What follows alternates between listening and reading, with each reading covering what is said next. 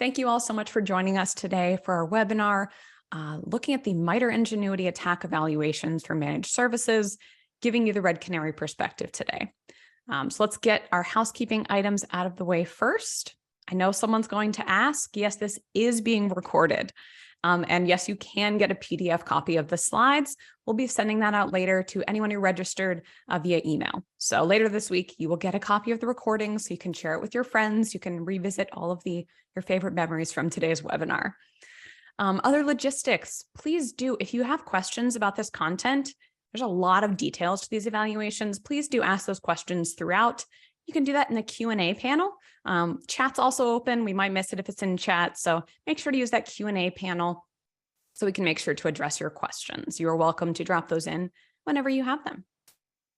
I think that's all the housekeeping items. Let's go ahead and get kicked off with introductions. My name is Katie Nichols. I'm the Director of Intelligence at Red Canary. Been a Red Canary for about 3 years, and relevant to this webinar, before Red Canary, I was actually at MITRE, which we'll be talking about today. I was on the attack team, and I actually was on the team that did the very first attack evaluations round. I think it was back in 2018 when we emulated at APT3. So I did 2 rounds of attack evaluations on the MITRE side, and it's been a very interesting growth experience to be on the other side as a participant in these evaluations. So that's a little bit about me. Really excited to be joined by Jimmy and Kevin. Jimmy, you want to introduce yourself? Hey, everybody. I'm Jimmy Astle. I lead our detection enablement team here at Red Canary. And one of the core pillars of detection enablement here at Red Canary is detection validation, and it naturally fits right into this MITRE eval. Much like Katie, I have some prior experience in this evaluation as well. I actually was part of that first evaluation that Katie was a member of. I was on the vendor side while I worked at Carbon Black. And so this is my 3rd evaluation, having gone through this, and excited to share just an interesting perspective from both, the vendor side, but also the test team side that Katie has. And Kevin, off to you. Yeah, thanks, guys. My name is Kevin Gee. I am a senior product marketing manager here. I've been here for just under a year now. This is probably my first of the MITRE evaluation. I don't have any experience like Jimmy or Katie. Prior to this, I'm coming from a CASB. So a little bit of at least cloud-focused knowledge there. And yeah, my job here is to primarily focus on some of the technical aspects of our product and our technical integrations and stuff like that. Excellent. Well, super excited to have both Jimmy and Kevin here. We all have slightly different perspectives, but this is what we're going to be covering today overall. We're going to kick off talking about what exactly was this evaluation, level setting a little bit. Then the deep dive portion of this webinar is really going to be giving you some information about how we recommend you think about the results. The reality is that the MITRE Engenuity team publishes these results, but they aren't super straightforward in how you understand and can use them. So our goal today is really educating you on how we think about these, right? And how we'd recommend you use those results. And then lastly, Kevin's going to explain a little bit about the Red Canary perspective, right? We were a participant. We think we did awesome. We're proud of the product. So he's going to share a little bit of those thoughts at the end there. So let's kick off with a poll question. We'd love to just level set a little bit. What's your level of familiarity? It's a hard word, with the MITRE attack evaluations, right? I know I talk to people in the community who are like, I've heard of MITRE attack. What are these evaluations? I know we have some folks, maybe you're tuning in, who are intimately familiar. Maybe you've been through it. So we'd love to just see in that poll question, how familiar are you, to get a sense of our audience? So take a moment to vote, and we'll reveal the results at a moment in a little bit. Let's kick off talking about what exactly was this evaluation, though. Let's level set, get everyone on the same page. Let's start with MITRE Engenuity. So you notice that the title of these evaluations, it's the MITRE Engenuity attack evaluations. That's important because MITRE Engenuity is actually a foundation under MITRE. And I realize this is a little confusing for folks, so I wanted to clarify here, right? MITRE itself, overall organization, they do, research and development work, operating FFRDCs, federally funded research and development centers, right? You're probably familiar with MITRE attack. There's a team that maintains MITRE attack. However, right, a couple years ago, to better work with industry and government, MITRE created this foundation, MITRE Engenuity. That's where the Center for Threat Informed Defense falls, and that's where these attack evaluations fall. That's really important because a lot of people don't realize that, right? It's a different project than the team that actually maintains the attack framework, right? So slightly different projects, just like to level set on that, since I think that can be a little bit confusing for folks, including myself, right? So yeah, Adam, we have Adam on the back end. Love to share the results on how familiar folks are. Okay, so we have the leading 44% somewhat familiar, 42% little to no knowledge.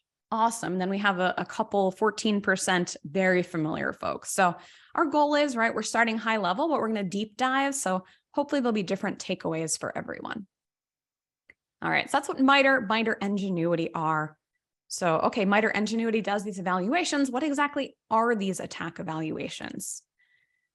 I can tell you, right, I was part of the team that stood these up. The goal of these evaluations is to provide open, fair, neutral evaluations of different products based on the MITRE attack framework.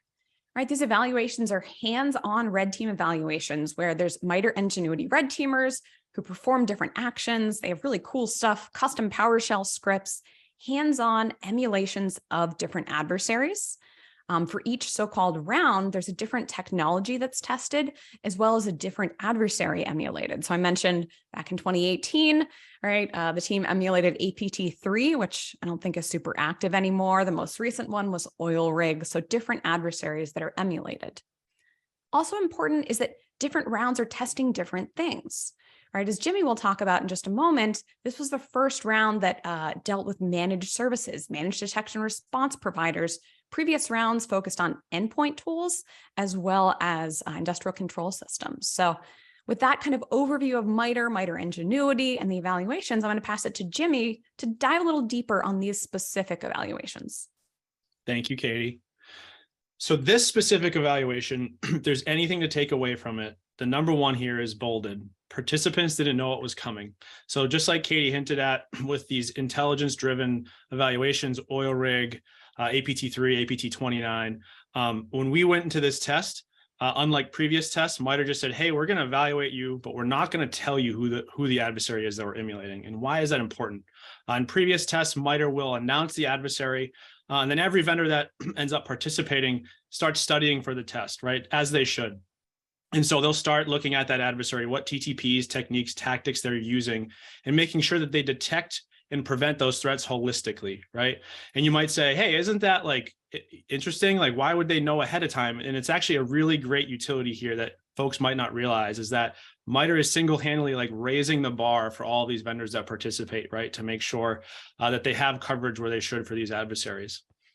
The other interesting piece, and Katie touched on this, is this wasn't just testing a specific vendor's EDR technology. This was testing the MSP or MDR provider behind that technology. And in some cases, it was native to that vendor. In some cases, it was an independent one. And we'll talk about that in a little bit more detail.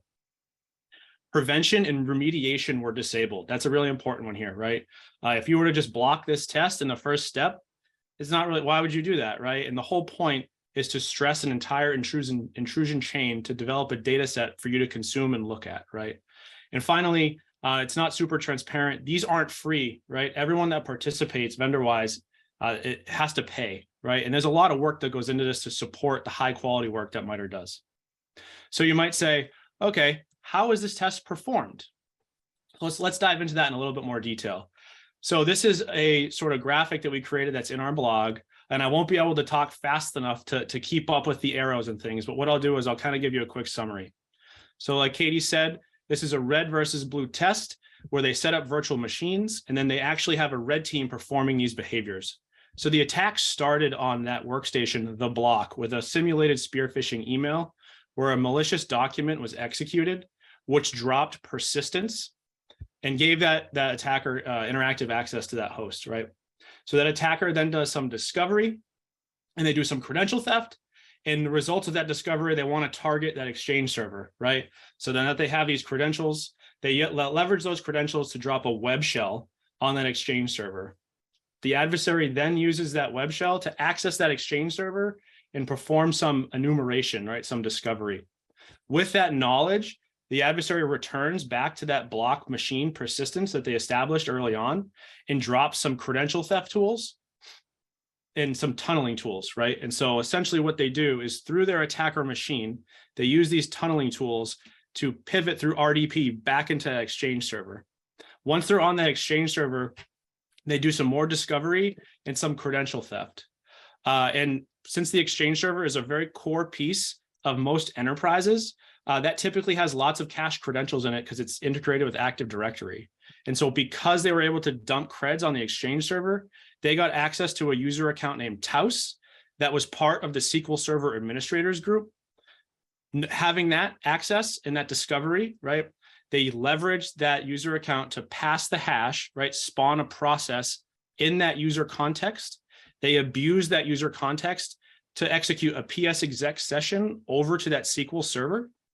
And that's where they perform dumping of databases and exfiltration. So there's a lot here. There's actually 76 techniques that this graphic is a really high level sort of uncovering. And one big takeaway here you might ask is, what about that domain controller? No one ever touched that. And that's a good question. And the key here is that that domain controller, although it wasn't directly involved in this attack simulation, it was a key enabler to the credential theft and lateral movement so that the adversary could move around this network.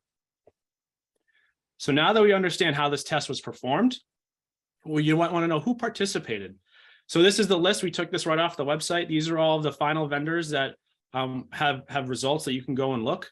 So this is on their website. You can click on these, and we're going to go through in a little bit, like what that looks like when you click on them and how you navigate that data. But just want to say kudos to all of the vendors that participated. This is it's a very like nerve-wracking thing for a vendor to go through these, because all of your hard work and all of your technology is on showcase for the world to see. And like I said earlier, everyone that participates, it's awesome. And everybody is rising in this tide together because at the end of the day, we're all in this same boat, protecting companies from, having really bad days, right? So we went over the test, we went over who participated, but in all tests, there are scoping things. You can't just have a test that tests unlimited different permutations and whatnot. And so when you conduct these types of tests, you need to scope them appropriately.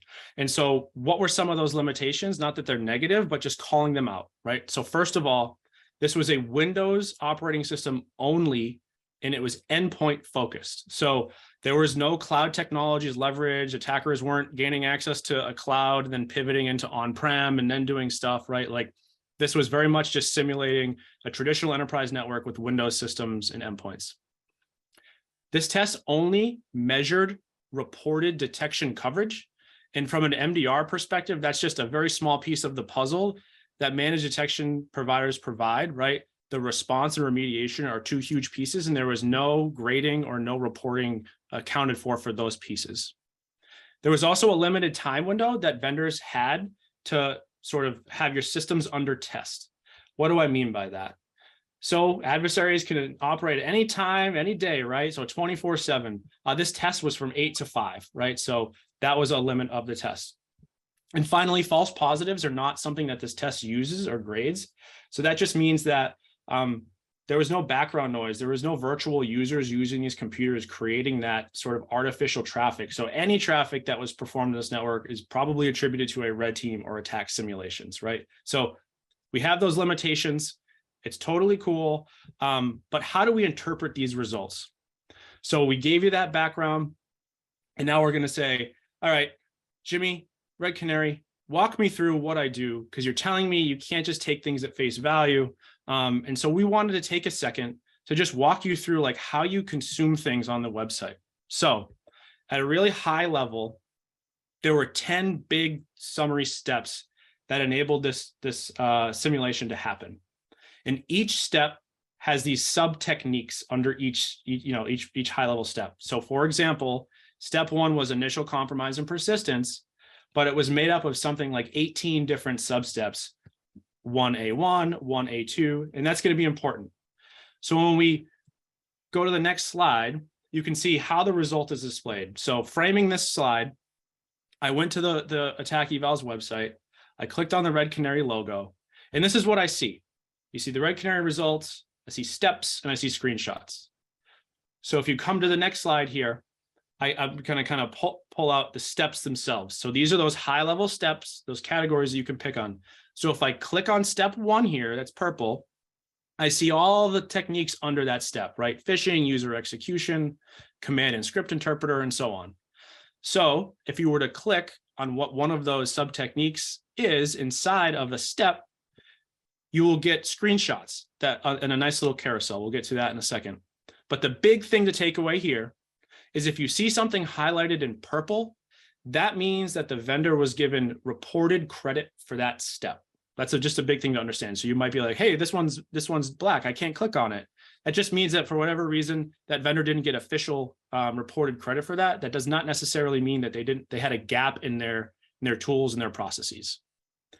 So when you do click on that step, you get this nice carousel with vendor screenshots for essentially the evidence for how that vendor got that reported credit. And it's really important for you to click through these screenshots and just understand exactly how the various vendors report the artifacts of this test. Are they native in a web app? Are they through an email screenshot? Are they, some random Excel spreadsheet?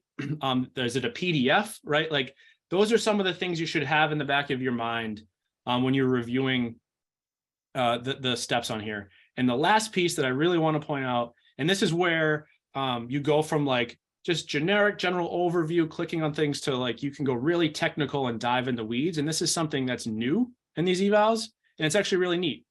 So if you click on this download oil rig archive, this is going to bring back a zip file with all of the content that vendor provided during the duration of the evaluation outside of what's shown in these screenshots in the steps.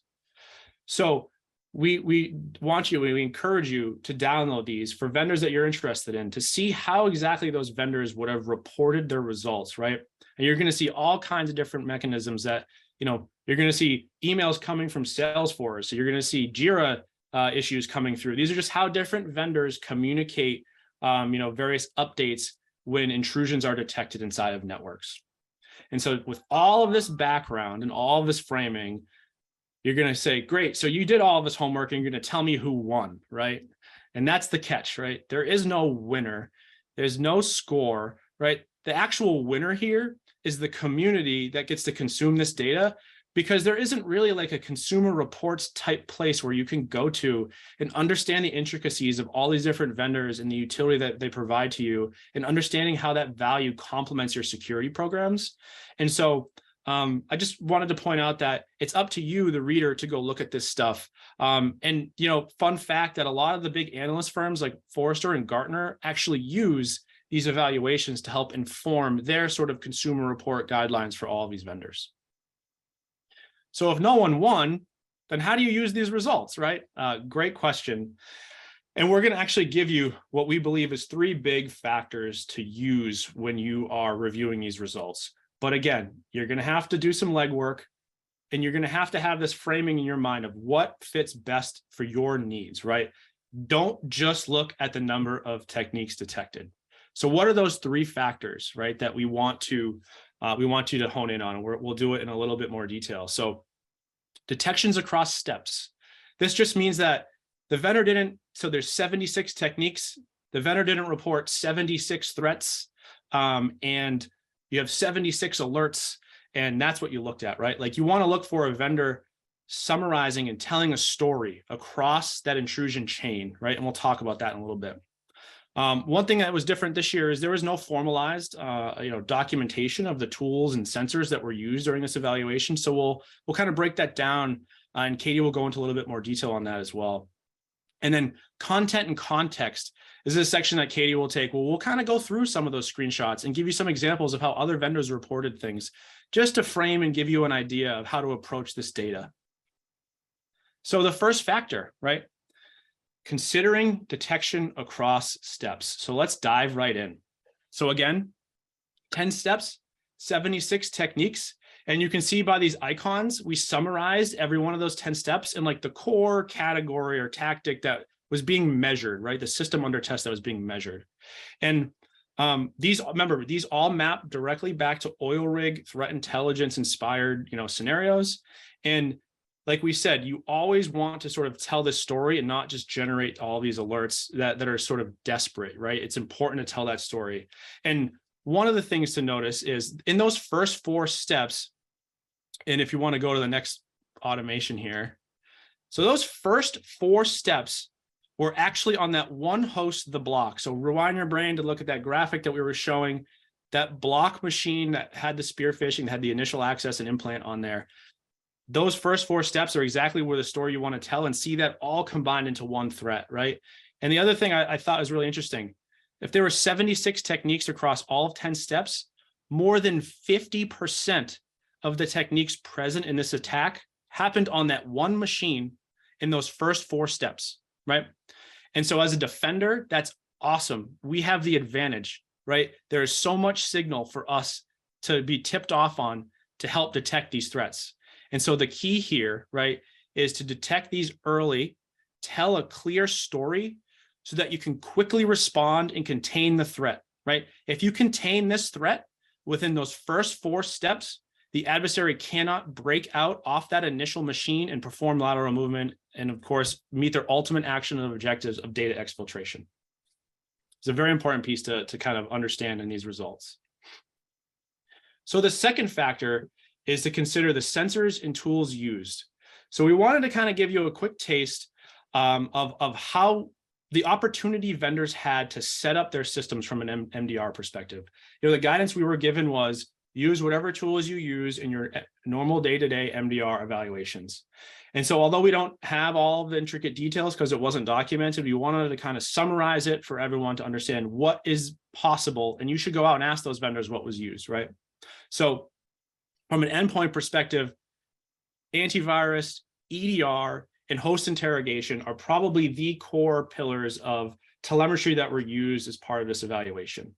Identity detections definitely played a role here, right? Like there was lateral movement and credential theft. The way in which these users were logging into these machines are indicative of anomalous behavior, and you could detect that with just identity telemetry if you had that available to you. Then finally, on the endpoint, host-based intrusion detection is important. Sometimes you can't see everything from process behaviors, and having that extra network telemetry to complement that on the endpoint is really important. Pivoting off of that to just pure network inspection, vendors had the ability to upload a virtual machine into Azure and set it all up where you would have a span port where that network traffic is essentially slurped off the wire, the network wire, and sent to your intrusion detection system to produce alerts to complement your endpoint detection and response capabilities. Same goes for inline firewalls. You get a very similar detection capability by wiring up your firewall in line. Of course, it had to be in passive mode because it could not block any payloads. Then finally, I think a piece that's really important to call out here that's not super prevalent in the results when you look at them at face value is the malware analysis portion of this test. There was a large portion of this test that focused on details that could only be derived by performing malware analysis in almost real time. And so you see a combination of traditional static analysis where folks are using tools like Ghidra and IDA to look at the attributes of binaries and understand exactly what this binary is doing. And then there's the dynamic analysis, which is you submit malware samples to a sandbox that will run that malware in a virtual machine that's heavily instrumented. And once that's done, it'll spit out a report of all the behaviors that were observed. And so those are like the 3 big buckets that all vendors sort of used to help in the reporting during this evaluation. And so we'll break down the participants as well. And I think this is a really important piece to come across. If there's one of the big pieces from this presentation, this is it. Is we wanted to break down the participants from like first-party MDR providers and what we came up with is like an independent one. And so what this just means is that first party, the vendor creates their own sensor, has their own backend to store those events, gives you search that you can search those events with, and then they also have an MDR offering on top of all of that, right? And then you have the independent MDR providers where they don't have their own sensor that's provided, but they rely on a third party for that, but they still provide a very valuable utility on top of that, right? And so we took that a step further for the independent providers and actually gave you a glimpse of what sensors were used by those providers, right? So really cool call out here. So for example, Microsoft participated in the first party MDR provider in this test, but they also enabled 3 other MDR providers to participate in this test. That's really cool, right? Same goes for Palo Alto. Their tech was an enabler for an independent, and same with SentinelOne, right? And so this is just a really, and also cyber reasons, this is just a really cool way of kind of getting a little bit in the weeds from like a technical perspective, but also just understanding some of the intricacies, technical intricacies of how these MDR providers get that data and make those decisions and publish those results. So with that said, I'm going to hand it over to Katie now to dive more into like the content and context of the details on the website. Awesome. Thanks so much, Jimmy. And we had a great question that came in, and feel free, as you have questions about what we're talking about, drop those into the Q&A panel. We're happy to get to as many as we can. This person asks, are there any evaluations of how the SOC worked during this activity, right? Did they give enough information? Was the communication effective? I absolutely agree with you. This would be really useful for a prospective customer to know. Unfortunately, there's no straightforward evaluation from the MITRE Engenuity team on, right, how valuable the communication was. That's just not something that they made a judgment on. So like, as we're talking about here, and we'll talk about in this section a little bit more, I think it's really on you as the reader of these evaluations to decide, would this type of communication be useful to me, right, in responding to this? So we'll dive a little bit more in this section into how to think about both the content and the context that MITRE Engenuity provided in the evaluation results. All right. How the content is provided. So Jimmy walked you through that website, right? The results website, and he noted you can click through each step, look for the screenshots. He also noted that you can download that archive, which is everything that each participant provided. Now, a really important note here on the slide that participants could provide whatever they wanted as evidence, right? And that's what we saw. We saw people providing, right, their portals, maybe their software as a service portal where they convey information to customers. That was one type of deliverable or output. Another type, emails, right? I don't know about you as a customer, I would want to know, hey, if there's something bad on one of my machines, cool, an email that was sent. And then an amalgamation of a bunch of other types of things, right? We saw everything from standalone reports, PDF files, slide decks, spreadsheet, images, sandbox analysis. So really important to note that vendors could provide any kind of content they wanted to MITRE Engenuity to consider. And so really important for you as someone who's looking through these results, right, to think about, is that content useful to me? And asking each vendor, is that content that you provided in this evaluation what you provide to every single customer, or is it a little bit different? In addition to the content, right? Was it through a portal? Was it through an email? You also want to think about what's the context in that, right? All of these results are not created equally. They might not all be super useful to you. And so we encourage you to look at those details. Think about, right? Did they provide context like the named threat actor? I could rant for like 3 hours on attribution, big A attribution to the person, but I think for many of us, there is value in knowing what type of actor is this, so you can anticipate and figure out how should I respond, what TTPs should I look for, et cetera. So that might be one piece of context you'd look for your provider to give you. Also, how tough is it to identify the different systems that were affected or the identities that were affected? Because those are important in your response as well. And overall, thinking about, okay, whatever context each participant provided, if you had a real intrusion, would that be helpful to you as you worked with them to respond? So thinking about both the content, the form factor, as well as the context. What we wanted to do is walk through a couple examples, both from Red Canary and from some other participants who did some really cool work in these different areas.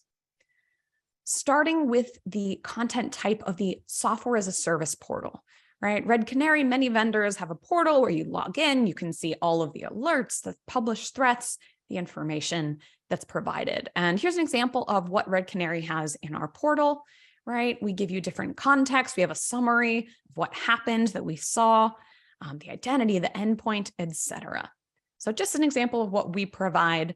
And one important note is that, right, based on the nature of the test, how they divided it by steps and techniques, it's sometimes tough to get a whole view into what exactly would all these detections and alerts look like in the vendor portal. So we really encourage you, whatever vendor you're considering, think about getting a demo because that can help you piece together all of these kind of separate techniques and sub-steps.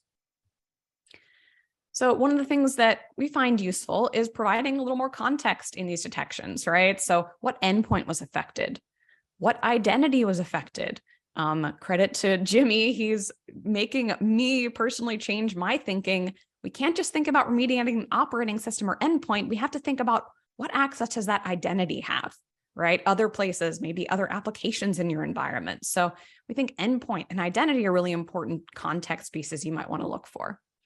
And the other thing we do that my team does a lot of on the intelligence side is thinking about, is what we're seeing in this published threat consistent with any named groups or malware families, right? And so what's kind of cool, proud of this, that my team has done is we say, cool, hey, there's this activity, you can click and access what we call an intelligence profile. In this case, we say this threat is consistent with both oil rig and RDAT. So you can click, open that up, right? Open up what we call an intelligence profile that gives you some information about what the heck is RDAT, right? A little bit of background on that. And then we give details about the TTPs for that malware or group, right? Like command and control, okay, uses steganography. We also give details about how we might detect that and some ideas on remediation as well. So that's just an example on the Red Canary side, right? Some of the context we provide about the threat group, the malware involved. Other vendors have similar context as well. And so we'd encourage you to check those out. I really love this example from the team over at Microsoft. They do great work as well. This landing page, I think, is really cool because, right, they give you kind of that headline there. They identify Europium. That's their name for what overlaps with oil rig. It's what we called it, oil rig. They call it Europium, but it gives you context.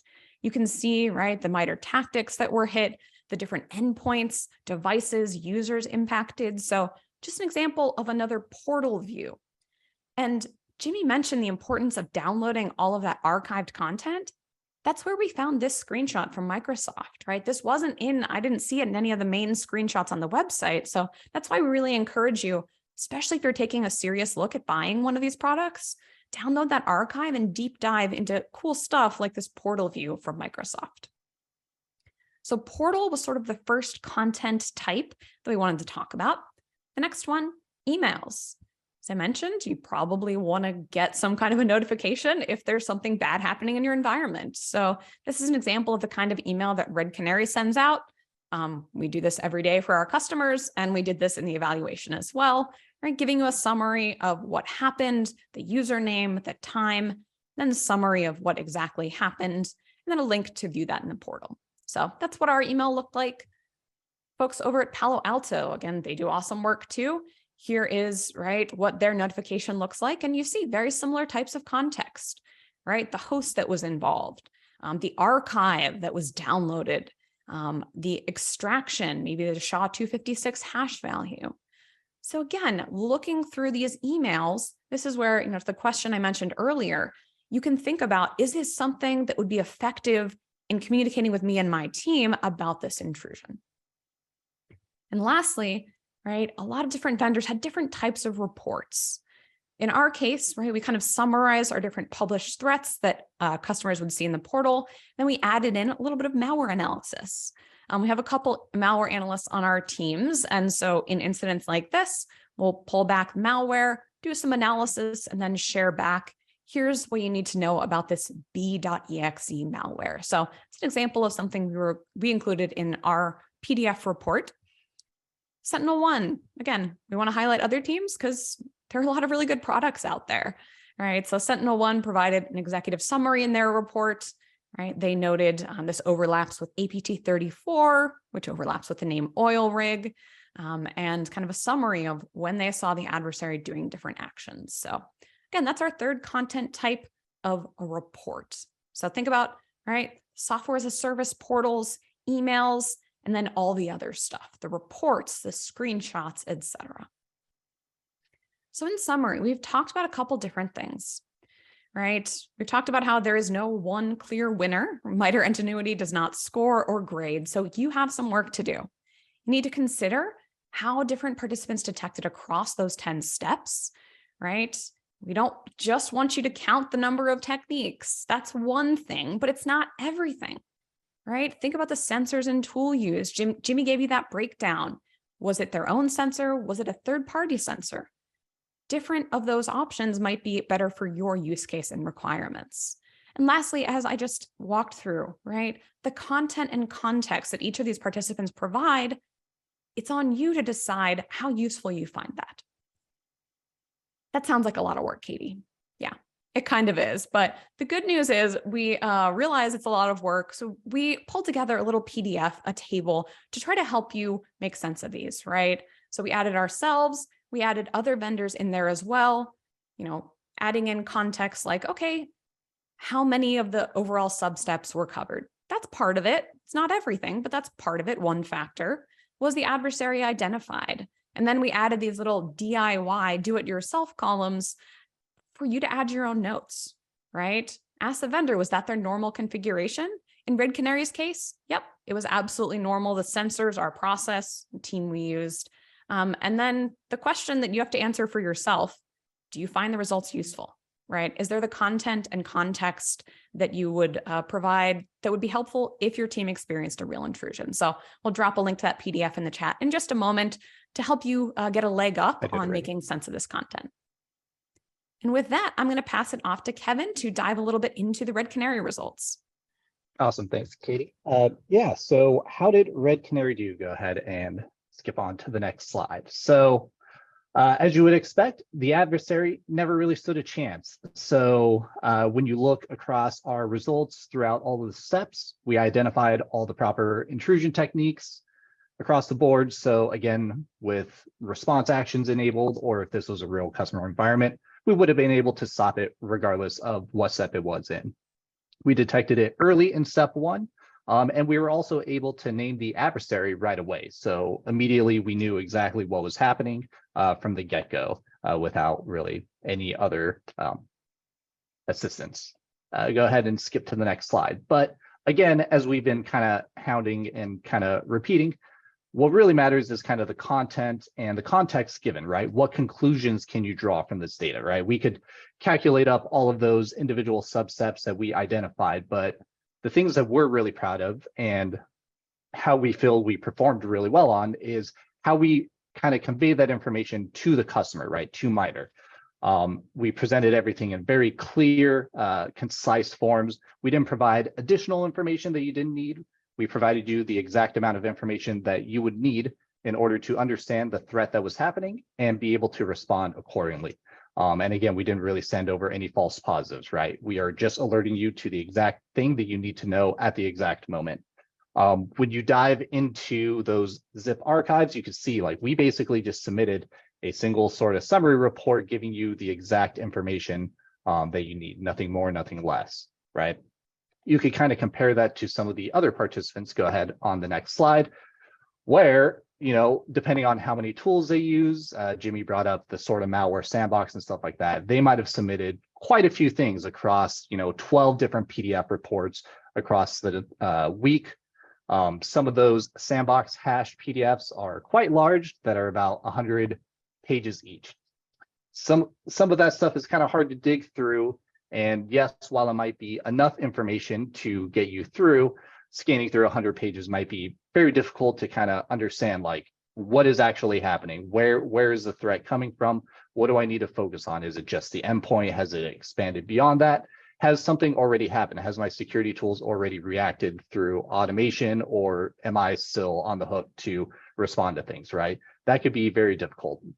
So again, the context and the content provided, right? You want to make sure that things are simplified enough, but easy to understand and giving you the correct amount of information. Go ahead and next slide. So a couple other things for how we performed and what we were proud of. We didn't stand up, a special A team of detection engineers or anything like that. We didn't have any additional equipment or other services that we stood up for this evaluation, right? We basically treated this like we would treat our normal customers. So anything that you would get with our baseline MDR service, that's exactly how we approach the evaluation. So these are just things that you kind of want to take into when you're reading through all of those data points on MITRE, or when you're starting to engage and talk to some of these managed services and MDR providers afterwards, right? You want to be able to ask them like, hey, did you add any additional services here? Were there extra software or security tools that you were using that wouldn't be your baseline, that I wouldn't be getting as a customer normally if I was going with you guys? Would I need to purchase other things in order to get that same level of coverage and service that they did for these evaluations? So obviously the response tools and capabilities were disabled as part of the evaluation, but just kind of a quick kind of overview of how we would have responded, right, if this was a real world situation with our customers. So our threat investigation services, right, we would have been able to expand beyond those EDRs, be able to kind of take in other security tool data and information, correlate all that information, and give you kind of a greater scope, a greater sense of coverage, and provide more context and more details, which would have helped us reduce some of the mean time to respond, mean time to detect type of things, right? Maybe we would have spotted something even earlier, or some other activity that would have happened because we would have had a clear picture when you kind of ingest more security tools. Obviously, customers get alerted immediately with clear information early in the chain. We want to make sure that early in step one, right, the moment we detect something, you're notified and that you have the proper knowledge to respond or what the next steps are. If you had automated playbooks enabled inside of Red Canary, we would have just automatically remediated the threat in step one, right? Isolated the endpoint, remove that malicious doc. Or if you are a active remediation customer, we would have had our incident handlers go ahead and do, hands-on keyboard remediation. They would have popped in and kind of taken care of that for you. So different ways that we would have responded depending on what service level you were using. But again, it's all about the context that you could draw from that. All right, and final slide. So final key takeaways from this. As a whole, right, we want to be the people that are kind of your ally. We want to help you get the most out of these evaluations. Just between all of the content that we put out, whether it's this webinar, some of the resources that we've been posting in the chat between our summary report and Brian's technical deep dive blog. We want to help you kind of understand how the test was performed, some of the limitations, and give you the right kind of perspective and mindset and questions to ask when you're combing through that data and when you're talking to all of these vendors, whether it's us or some of the other participants. We've hammered it home enough, but again, look beyond the numbers for context and conclusions. What can you get out of that information? Is that useful to you as a customer? Would that benefit you if you were using them as an MDR service and an attack were to happen? And finally, Jimmy brought this up earlier, but again, all participants across the board should be very proud of their performance and should just be proud of being a participant in these attack evaluations. It is very nerve-wracking to expose yourself to that level. You're basically giving the public a behind-the-scenes tour of how you work and how you respond to threats and stuff like that. And that exposure is pretty nerve-wracking. So overall, just from a high-level view, everyone did very, very well across the board. Like there were, again, as we said, no winners, but everybody detected the intrusion across the steps, right? Every single vendor would have identified the intrusion and the attack happening. And the majority of the vendors were able to name the specific attacker, oil rig and stuff like that. So again, that's just very good for the cybersecurity industry as a whole. And we absolutely love to see it. So a poll just popped up. So a couple of next steps. The main thing I want to talk about, we're still trying to decide on this, is if you are interested in learning more and going into a technical deep dive to actually see step by step what happened during each individual step and how we saw the attack happen and how we were able to kind of monitor, detect for it, and respond and stuff like that. If you want to see that in a webinar, please let us know. Go ahead and respond to the poll. It would be very helpful just to see that, because we would love to give people that technical deep dive insight, give you kind of a peek behind the curtains if you're interested. So yeah, feel free to respond to that. And yeah, that's it. Final slide. Again, I know we've been answering questions throughout, but if you have any additional questions, feel free to stay on and post them either in the chat or the QA. There's a couple of links there. We've included them throughout the chat, but just links to some of the other resources to our summary report, as well as the technical blog that does that sort of in-depth, detailed deep dive. So yeah, thank you all for joining. And yeah, we'll just kind of hang out here for a little, just in case if anyone has any more questions. Yeah, so you can use that Q&A panel to drop any questions you have. I see someone raise your hand. We don't want to deal with the like unmuting yourself, but if you do have questions, feel free to drop in the Q&A panel. One question came in chat, and it's sort of the elephant in the room. So I wanted to address it head on and kind of hear your thoughts on this, Jimmy. No one got 100%. Everyone had misses, including Red Canary. And so let's talk about that. Like, why are there misses? So for example, right, you might have noticed in the screenshots, Red Canary missed the very first sub-step, phishing, right? MITRE Engenuity didn't give us credit for that. So I can say, having been on the side of trying to decide whether to give credit or not, it's really, really hard. And you have to have standards, right? Like we reported, hey, there was, a zip downloaded from this URL. Like we thought it was probably phishing, but we weren't sure. And so we didn't call that out. And so they didn't give us credit, right? Like that's the way it is. There has to be some kind of a standard. So I think it's really important to think about whenever there's a miss, right? And absolutely ask. I love that someone asked us, cool, why didn't Red Canary get this thing? And actually the details in Brian Donahue's deep dive blog, we actually explain like some of the things, we just didn't meet the threshold that MITRE Engenuity had. Other things like, cool, the sensors we used just didn't see it. And I should note that those gaps, those misses across everyone, one of the goals of these evaluations is to help everyone get better, right? So whenever we miss anything, because it happens, we go back and we think about, could we get that telemetry, right? Jimmy has awesome detection validation folks being like, can we get that telemetry anywhere else to do better next time? So Jimmy, what do you think misses? How would you frame thinking about those? Yeah, you did a really good job of articulating that. And a miss isn't a literal miss. It's just an interpretation and an artifact of just testing. Like she said, like you have to be objective and you have to have standards in which you accept proof, evidence, right? And this is just an artifact of like how these tests are conducted. So yeah, it's the devil's in the details. And as Katie said, our independent vendors like us, right? Like we rely on other sensors to give us that telemetry so that we can detect. And, step 9 or step 10 has a really interesting stuff where they say, hey, like they're running a dir command of like the SQL Server install directory, right? Inside of a CMD process. That stuff, most EDR sensors don't see any of that data, right? And so it's just important to like know that that's there. But the key here is that there's not weighting in these categories. For example, detecting credential theft and lateral movement, that is like in persistence are some of the most important steps that everybody should detect to contain threats. Discovery commands, data exfiltration, although data exfiltration is important, they're not something that you typically want to ring all the bells if that's the only thing you're seeing. Yeah. Yeah. And I think as Kevin noted, right, like all the vendors did really well. Like I think everyone caught something in step 1. And so like, probably would have shut this down before it got beyond. So I think misses are worth looking at, but I think looking at misses, it's more about like the potential visibility of the sensors used.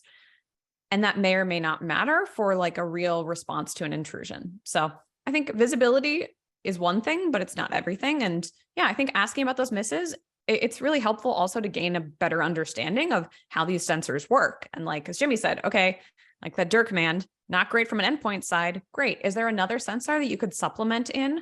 Asking your providers, right? Can you bring in something network-based or some other solution that would help us get that visibility? So I think there's a lot of learning from misses, and that's how we approach them and how I'd recommend thinking about those as well. Other questions? One I have for you, Jimmy, and I'll let you go first, but I have my thoughts on this. What do you think are some of the biggest misconceptions about these evaluations that there are in the community? I know it's a tough one and we did not pre-coordinate, so I'm totally putting you on the spot. Misconceptions, what do you think? That's a good one. The one that I hear a lot is people didn't realize that these cost money, that they're like free to participate in. We covered on that. But again, like this stuff is very resource intensive. Yeah. Coming up with like the intelligence to drive a scenario, then building the virtual machines, developing the tools to execute, making sure the blue team doesn't burn that all down initially, right? Like That's really hard. I think some of the other misconceptions would be like, this is the only measuring stick to rule all EDR, MDR, whatever the technology is under tests. And that is certainly not the case. And these test scenarios introduce artificialities that otherwise in the real world wouldn't exist. And that's why it's super important to not only take these results, but also you need to test the stuff in your own network, right? Like make sure these tools work for you. They don't break things. Your team understands it all. It's easy to use, right? Like that sort of stuff. Yeah. Yeah. I think you talked about that with limitations. Like I've talked to a lot of really smart folks in this community who have worked on the problem of trying to generate realistic noise, right? The noise in the background of environment. And it's just a really hard problem that I haven't seen any amazing solutions, even though smart people are working on it. Agree. Yeah. Like we always joke, when we're looking at different events that coming in, like, is it a drunk admin or is it an adversary? And like trying to simulate drunk admin activity is tough because like some of that stuff, you're like, really, someone does that on their network? But yeah, digress. Another misconception is like, this is new. Like this way of testing things in cybersecurity is new, and it's actually not. This stuff has been around. The United States government has been performing cyber testing like this since the 90s, right? Yeah.